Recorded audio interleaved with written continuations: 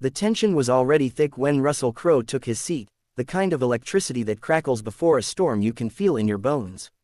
From the moment he walked onto the set, there was an edge to his presence, calm, confident, almost too relaxed. Joy Behar greeted him with her usual sharp humor, the audience applauding as if nothing out of the ordinary was about to happen. The opening moments played out like a familiar script, light jokes, polite smiles, a few quick laughs. But beneath the surface, something felt off. Joy's eyes lingered on Crowe just a second longer than usual, as if she were measuring him, and he met her gaze without blinking. As the conversation shifted from film promotion to broader cultural topics, the mood subtly changed. Crowe's tone became more deliberate, his words chosen carefully, each one landing with precision. He referenced an old debate Joy had once laughed off on air, repeating her own phrasing back to her, calmly questioning whether she still stood by it. The audience chuckled at first, assuming it was part of the banter, but Joy's smile faltered. She leaned back in her chair, arms folding instinctively, her body language betraying irritation she hadn't yet voiced. Joy tried to redirect the conversation with a joke, but Crowe didn't follow. Instead, he pressed on, politely but firmly, dissecting her comment in a way that felt uncomfortably public. His voice never rose, which somehow made it worse. There was no shouting, no aggression, just a steady, confident challenge delivered live on television. The studio audience grew quieter, sensing the shift. Even the co-hosts exchanged uneasy glances, unsure whether to jump in or stay out of the crossfire. Joy interrupted him, laughing loudly, insisting he was reading way too much into it, but the laughter rang hollow. Crowe responded with a faint smile and a shrug, saying he simply believed words mattered, especially when spoken to millions. That was when the atmosphere truly snapped. A ripple of murmurs spread through the audience. Joy's face tightened, her jaw setting as she leaned forward again, closer to the table, closer to him. The playful tone was gone now, replaced by something raw and personal. She accused him of turning a daytime talk show into a lecture, her voice still controlled but clearly strained. Crowe didn't bite back. Instead, he calmly pointed out that she had invited the discussion herself. The silence that followed felt heavy, oppressive. Cameras lingered on Joy's face, capturing every flicker of emotion, annoyance, disbelief, and something deeper that looked like humiliation.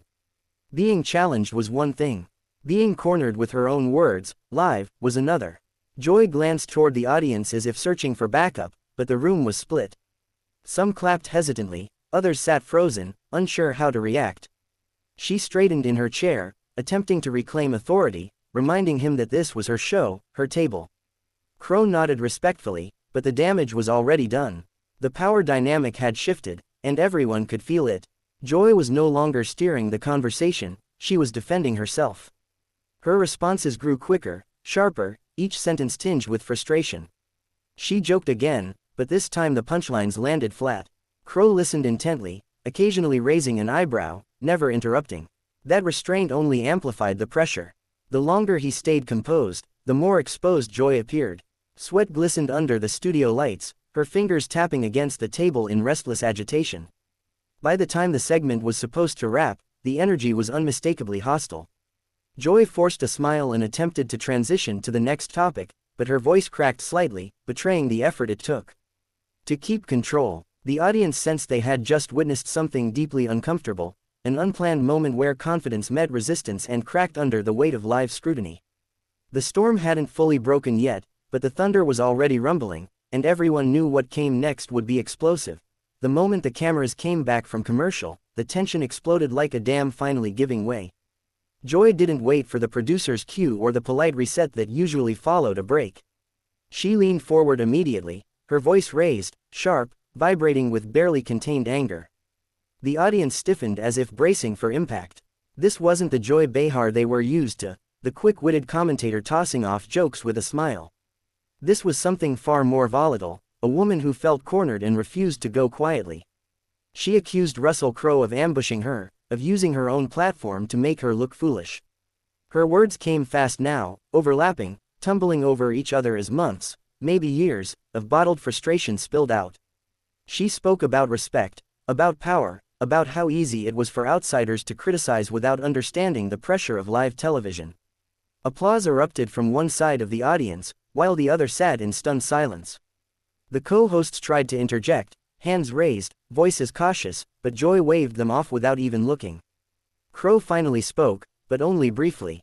He said he hadn't come to humiliate anyone, that disagreement didn't have to mean disrespect. His calm tone only fueled her fury. Joy laughed, loud and bitter, shaking her head as she shot back that humility was easy when you weren't the one being judged every single day. Her face flushed under the studio lights, her eyes blazing as she stood halfway out of her chair. The director cut to a wide shot, but there was no hiding the eruption. The audience began murmuring, some whispering, others openly reacting.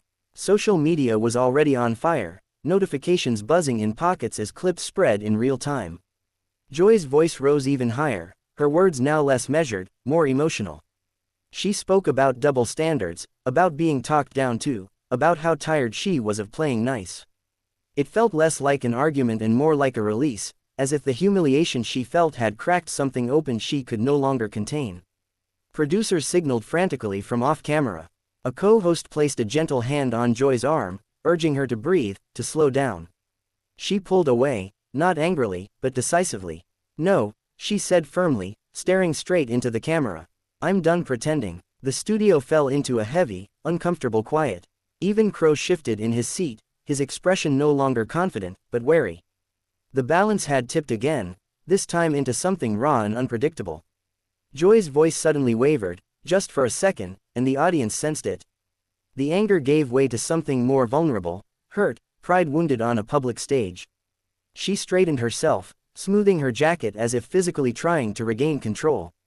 With a sharp inhale, she delivered her final words, not shouting now, but steady and resolute. She made it clear she would not apologize for her voice, her opinions, or her reaction. The applause this time was louder, fuller, echoing through the studio. The show cut to another commercial earlier than planned.